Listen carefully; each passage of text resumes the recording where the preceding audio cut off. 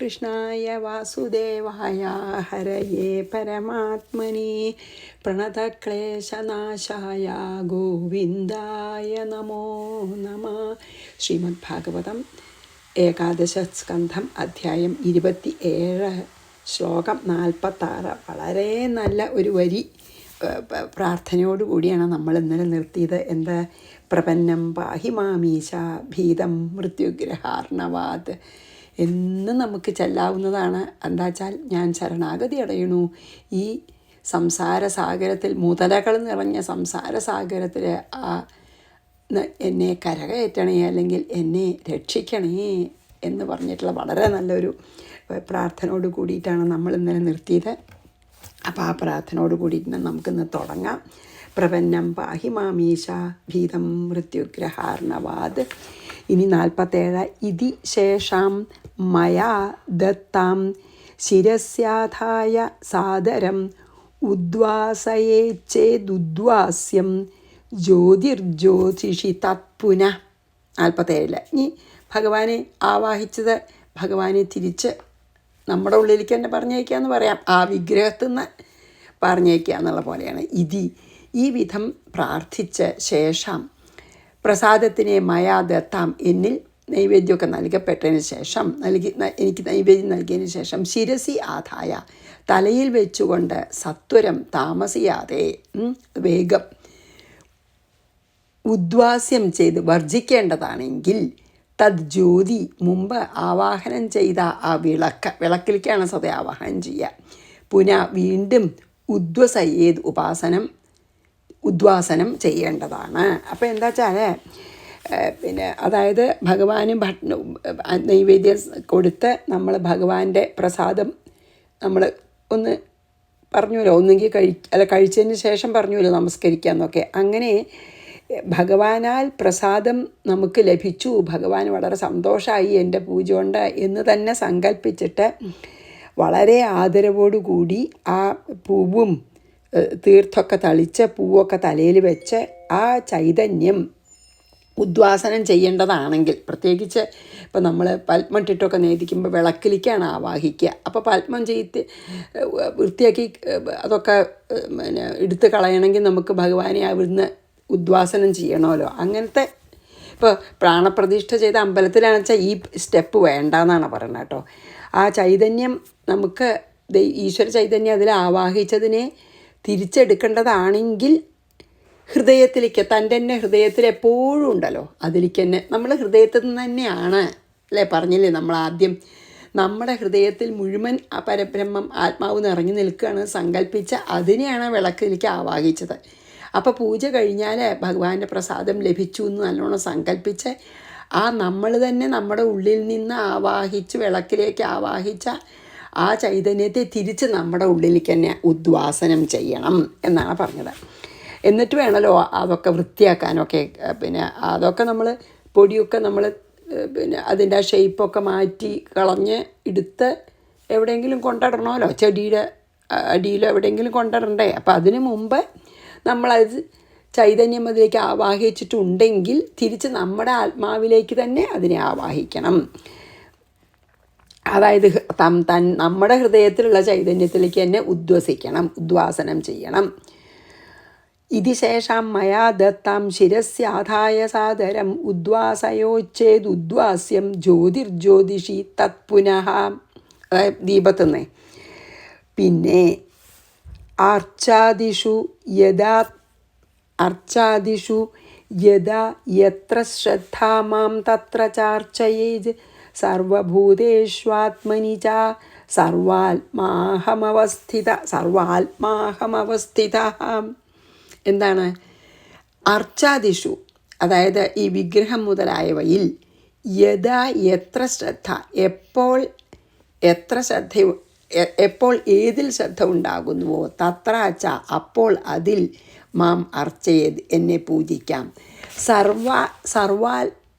സർവാത്മേ അഹം, എന്തുകൊണ്ടെന്നാൽ സർവസ്വരൂപിയായ ഞാൻ നമ്മുടെ ഉള്ളിൽ തന്നെ ഉണ്ട്. എല്ലാ ആത്മാവെങ്കിലും സമസ്ത ഭൂതങ്ങളിലും സർവഭൂതേഷു എല്ലാ ഭൂതങ്ങളിലും ആത്മനീച്ച എല്ലാ ആത്മാവിലും അവസ്ഥിത ഇരിക്കുന്നു. എല്ലാ ആത്മാവും ഞാൻ തന്നെയാണെന്ന് പറയാം.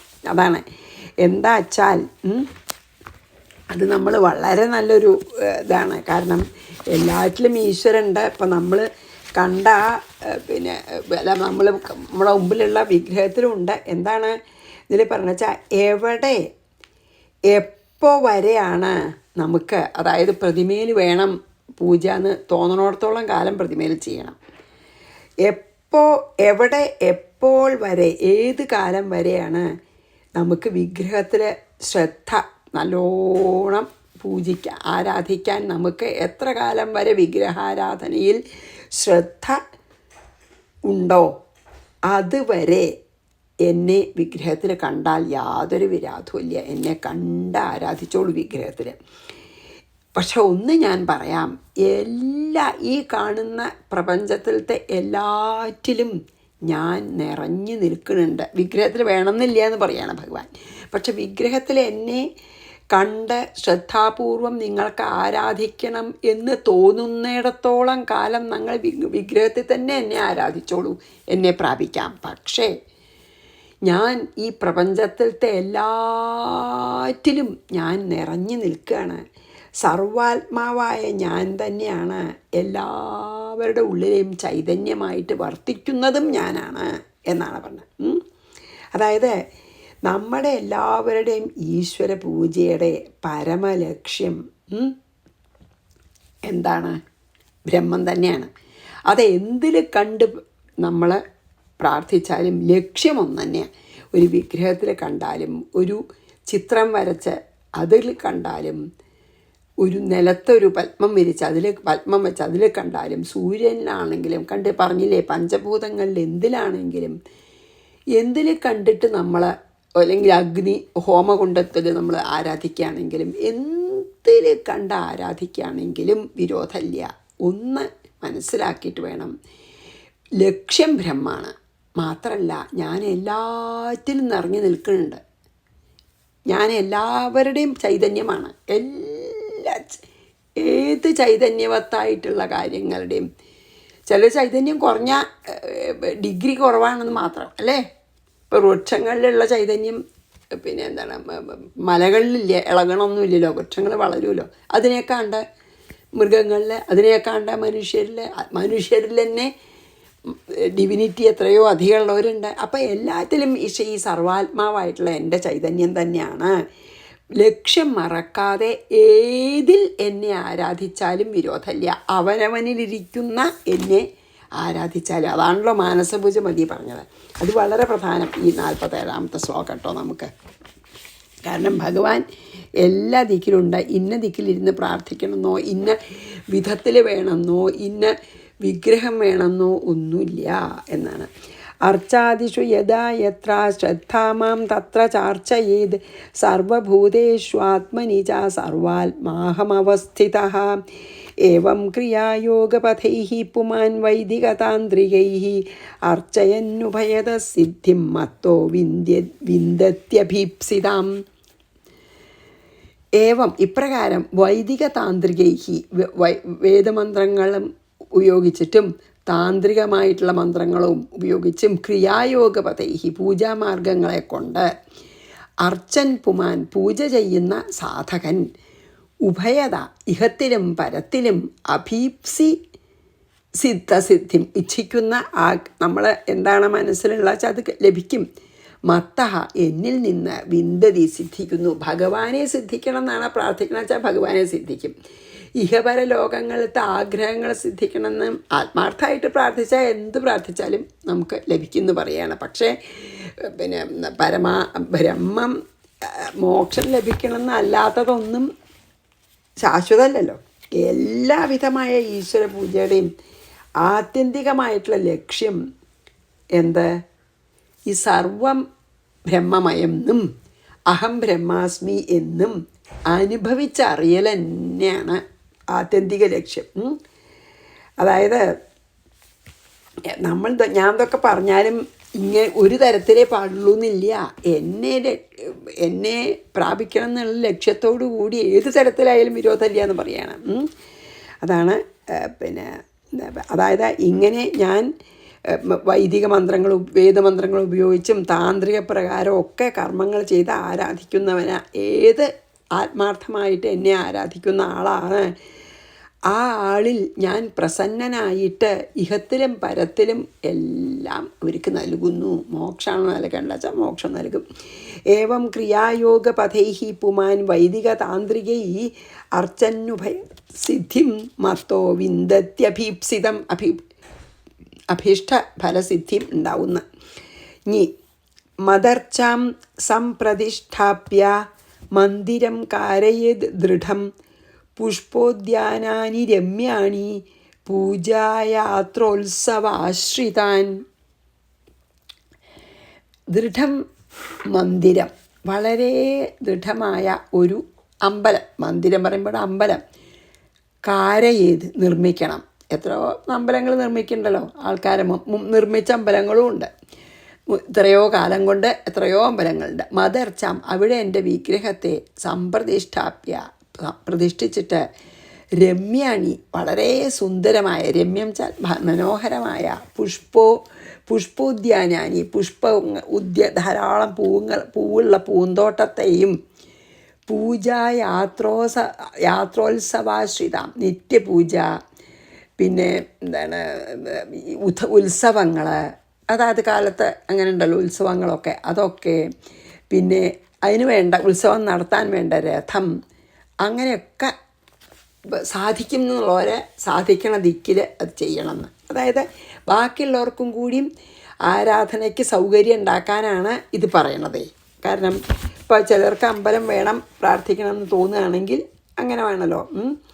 അതായത് അത് പ്രത്യേകം നമ്മൾ മനസ്സിലാക്കണം. ഇപ്പോൾ ഭഗവാൻ പറഞ്ഞ ഈ ക്രിയായോഗമൊക്കെ ഭഗവാൻ വിസ്തരിച്ച് പറഞ്ഞു വെച്ചാലും നമ്മൾ അതിലൊന്നും കടുത്ത നിർബന്ധ ബുദ്ധിയോ ഞാൻ പൂവില്ല എന്നന്ന് ഞാൻ പൂജിക്കാൻ പറ്റില്ല, മനസ്സുകൊണ്ട് പൂജിക്കാം, അങ്ങനത്തെ ഒരു ഭയങ്കര ഒരു എന്താ പറയുക നിർബന്ധ ബുദ്ധി അരുത്.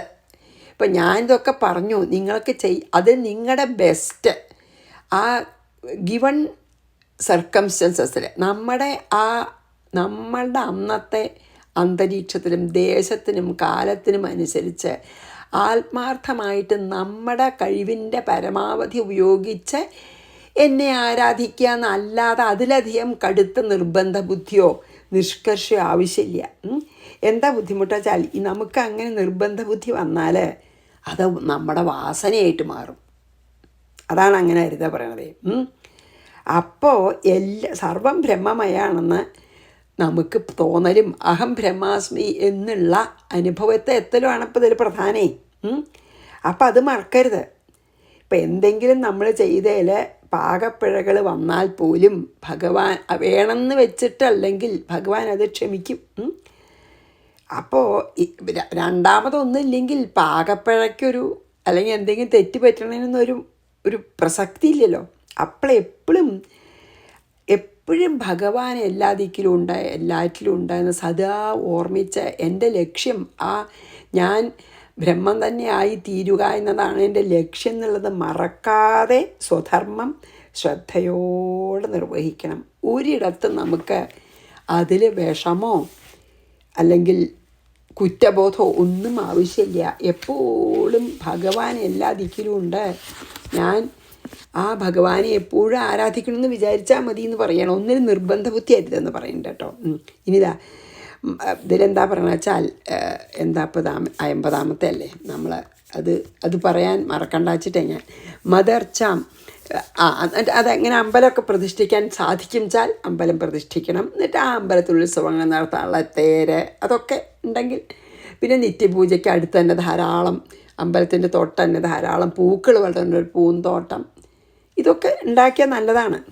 മദർച്ചാം സംപ്രതിഷ്ഠ്യാപ്യ മന്ദിരം കാരയ ദൃഢം പുഷ്പോദ്യാനാനി രമ്യാണി പൂജായാത്രോത്സവാശ്രിതാൻ പൂജാദീനാം പ്രവാഹാർത്ഥം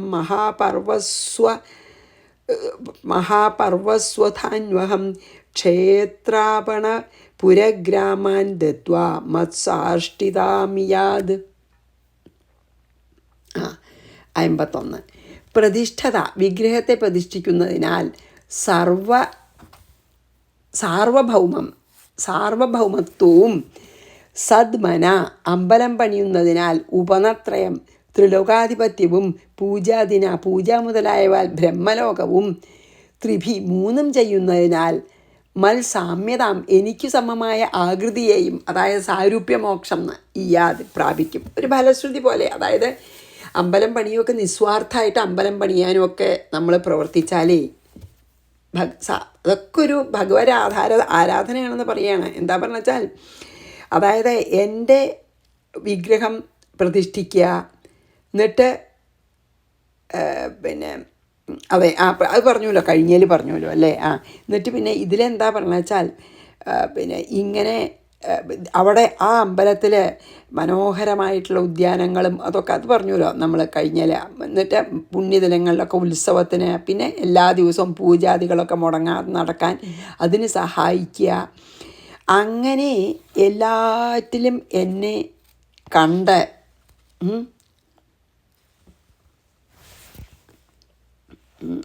അതായത് അതാണ് ഞാൻ തെറ്റിയിട്ടാണ് വായിച്ച പൂജാദീനാം, അതാണ് പൂജാദീനാം പ്രവാഹാർത്ഥം മഹാപർവ, അതല്ലേ അന്വഹം ചെന്ത എല്ലാ ദിവസവും പിന്നെ പൂജ ചെയ്യണം. പിന്നെ വിശേഷപ്പെട്ട ദിവസം, അല്ലെങ്കിൽ ഏകാശി, പിന്നെ ഇപ്പം നോക്കൂ കൃഷ്ണാഷ്ടമി അങ്ങനെ ഉണ്ടല്ലോ, അല്ലെങ്കിൽ നവരാത്രി, അങ്ങനത്തെ സംഘത്തിലുള്ള പൂജയൊക്കെ മുടങ്ങാതെ നടക്കുകയൊക്കെ ചെയ്താൽ അതിന് വേണ്ടത്ര ഏത് തരത്തിൽ ആ അമ്പലം നടത്താൻ ഏത് തരത്തിലുള്ള സഹായം ചെയ്താലും അവർക്ക് സാരൂപ്യമോക്ഷം ലഭിക്കുന്നതാണ് ഇതിൽ പറഞ്ഞത്. 51 അല്ലേ, സാരൂപ്യമോക്ഷം തന്നെ ലഭിക്കുന്നതാണ് പറഞ്ഞത്. അതായത് നമ്മൾ മുമ്പ് പറഞ്ഞിട്ടുണ്ടല്ലോ അല്ലേ, 4 തരത്തിലുള്ള മോക്ഷം ഉണ്ടെന്ന്. ഒന്ന് സാലോക്യം, വൈകുണ്ഠത്തിൽ താമസിക്കാൻ സാധിക്കുക. പിന്നെ സാരൂപ്യം, ഭഗവാനെപ്പോലെ ഇരിക്കും കണ്ടാൽ അത്. പിന്നെ സാമീപ്യം, ഭഗവാനോട് അടുത്ത് ഭഗവാനെ നേരെ മഹാലക്ഷ്മിയൊക്കെ പോലെ സാമീപ്യം, അതായത് സുനന്ദനെയൊക്കെ പോലെ അടുത്ത് ചെന്ന് ശുശ്രൂഷിക്കാൻ സാധിക്കുക. പിന്നെ സായുജ്യം, ഭഗവാനായിത്തീരുക. അങ്ങനെ 4 തരത്തിലുണ്ടെന്നാണ് പറയേ. അപ്പോൾ ഇതിൽ പറയുന്നത് എന്താ വെച്ചാൽ, ഇങ്ങനെ അമ്പലമൊക്കെ പ്രതിഷ്ഠിച്ച് കഴിഞ്ഞിട്ട് അതിൻ്റെ ദിനംപ്രതി പൂജയ്ക്കോ എന്തിനും ആ അമ്പലം നന്നായി നടത്തി കൊണ്ടുപോകാൻ ആരാണ് ആത്മാർത്ഥമായിട്ട് അതിനെന്ത് സഹായം ചെയ്താലും അവർക്ക് സാരൂപ്യമോക്ഷം കിട്ടും.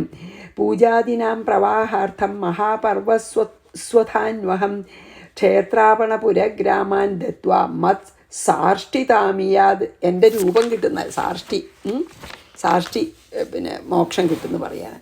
ഇനി പിന്നെ പ്രതിഷ്ഠയാ സാർവഭൗമം സത്മന ഭുവനത്രയം പൂജാദിന ബ്രഹ്മലോകം ത്രിഭിർമത്സാമ്യതാമിയാത്. ഇനി ഈ പ്രതിഷ്ഠ കൊണ്ട്, അതായത് പ്രതിഷ്ഠിക്കാനൊക്കെ അത്ര സഹായിച്ചാൽ ചക്രവർത്തി സ്ഥാനവും ക്ഷേത്രം പണിയാൻ വേണ്ടി പൈസ കൊടുക്കുക ഒക്കെ ചെയ്യൂല, പൈസ ധാരാളം അതിനുവേണ്ടി സഹായിക്കുന്നവർക്ക് ത്രൈലോക്യാധിപത്യവും അത്ര പുണ്യാണെന്ന് പറയാണ്. പിന്നെ പൂജകൾ അതിൻ്റെ അകത്ത് പൂജ ചെയ്യും കൂടി നമ്മൾ ചെയ്യുന്നുണ്ടെങ്കിൽ ബ്രഹ്മലോകവും കിട്ടുന്നു. ഇത് 3 ചെയ്യുന്നതുകൊണ്ട് എൻ്റെ സാരൂപ്യവും പ്രാപിക്കാം.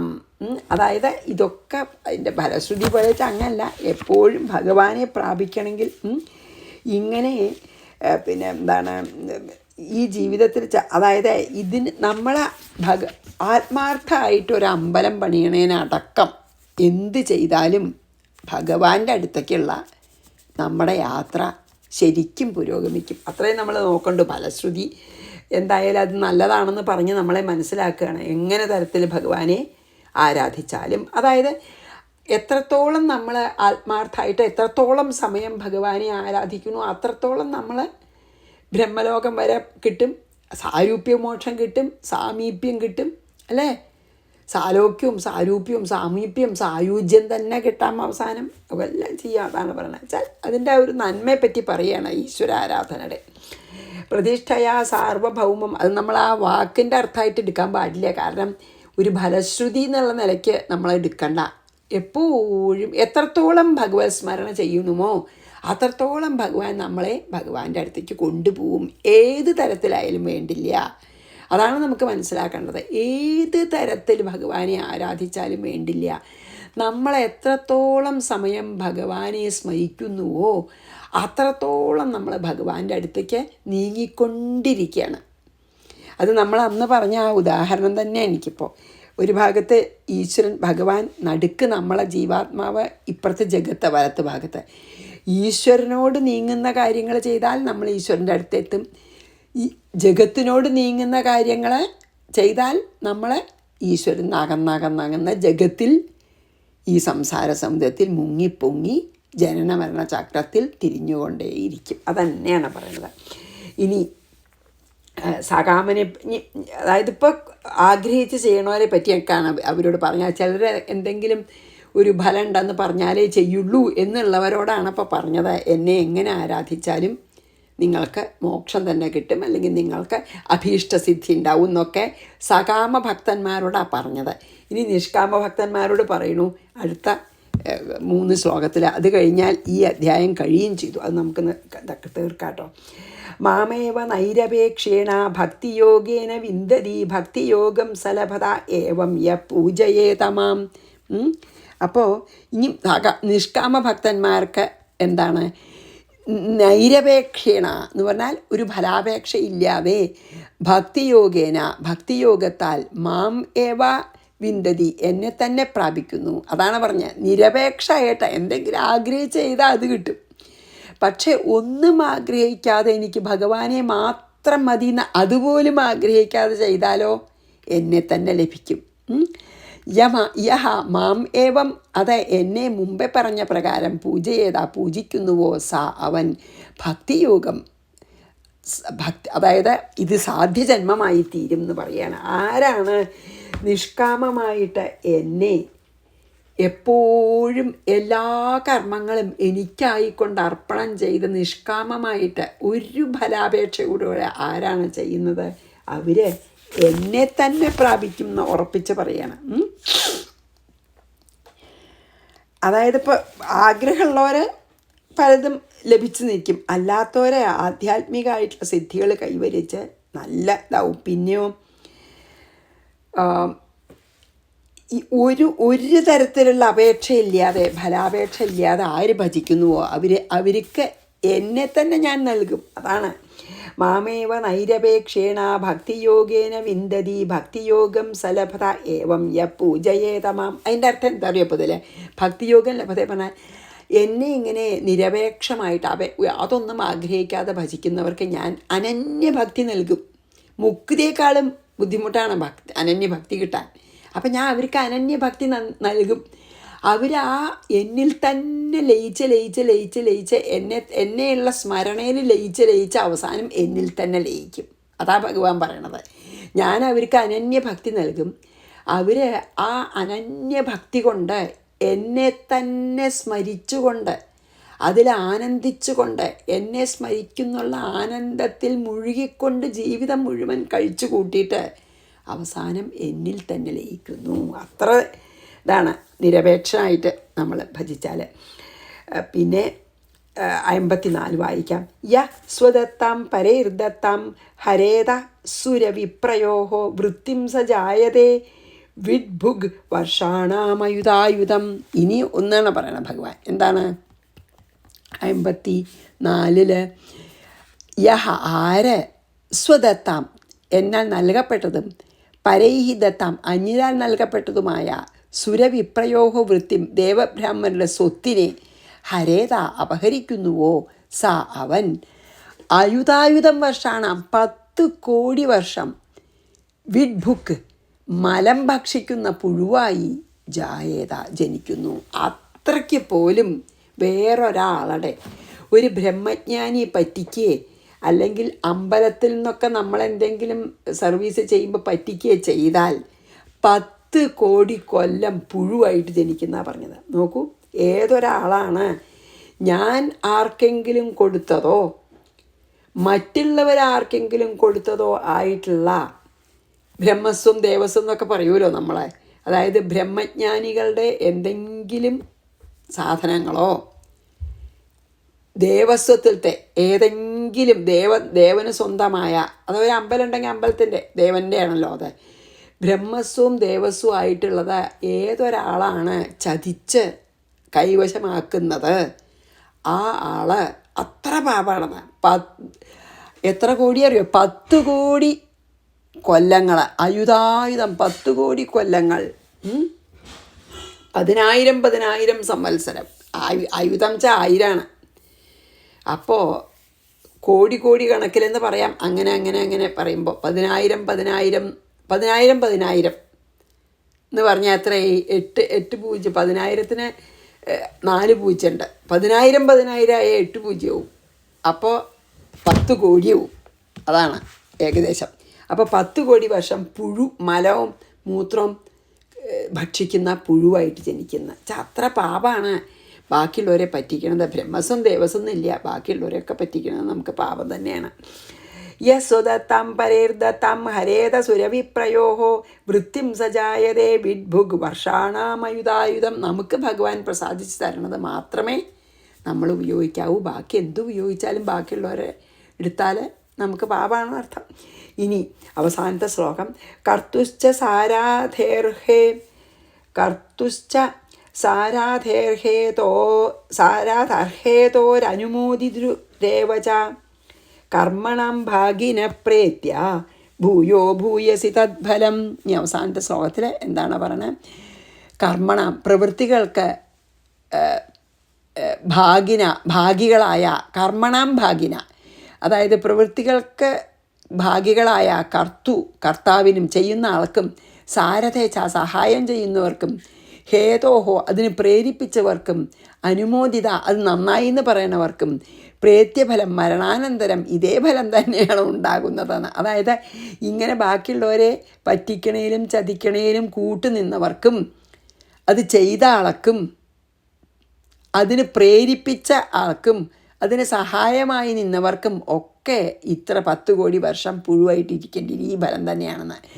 ഭൂയസി മുമ്പ് പറയപ്പെട്ട സഹായം വൃദ്ധിയാകുമ്പോൾ ഭൂയ വർദ്ധിക്കുന്നു. അതായത് ഇങ്ങനെ അവരെ ചീത്ത കാര്യം ചെയ്യാൻ പ്രേരിപ്പിച്ചാലും അവർക്കും ഇതുപോലെ തന്നെ, അല്ലെങ്കിൽ നന്നായി ചെയ്തതെന്ന് പറഞ്ഞാൽ അവർക്കൊക്കെ ഈ തിക്തഫലം അനുഭവിക്കേണ്ടി വരും. അതായത് അതിൻ്റെ അർത്ഥം ആരെയും നമ്മൾ ചീത്ത കാര്യത്തിന് പ്രേരിപ്പിക്കുകയെ സഹായിക്കുകയെ അവരെ അനുമോദിക്കുകയെ ഒന്നും ചെയ്യരുത്, അതും പാപാണെന്ന് പറഞ്ഞിട്ട് നമുക്കിവിടെ നിർത്താം.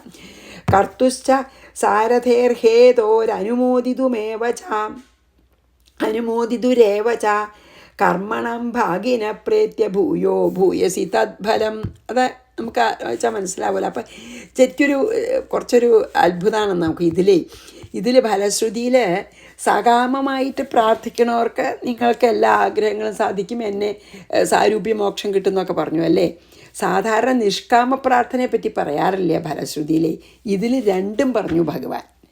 എന്നിട്ട് നിർത്തണത് എന്താണ്? നിഷ്കാമമായിട്ട് പ്രാർത്ഥിച്ചവർക്ക് ഞാൻ എന്നെ തന്നെ നൽകും എന്ന് പറഞ്ഞിട്ട് വേറൊന്നും കൂടിയും പറഞ്ഞാണ് നിർത്തിയത് ഭഗവാൻ.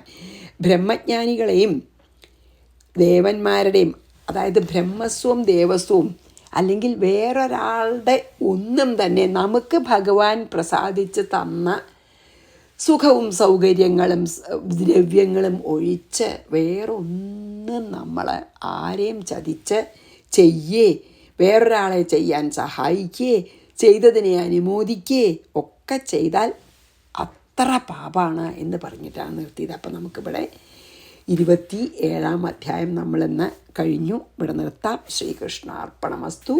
സർവത്ര ഗോവിന്ദനാമ സങ്കീർത്തനം. ഗോവിന്ദ ഗോവിന്ദ. ഗുരുവായൂരപ്പ ശരണം. സമസ്താപരാധം ക്ഷമസ്വമേ.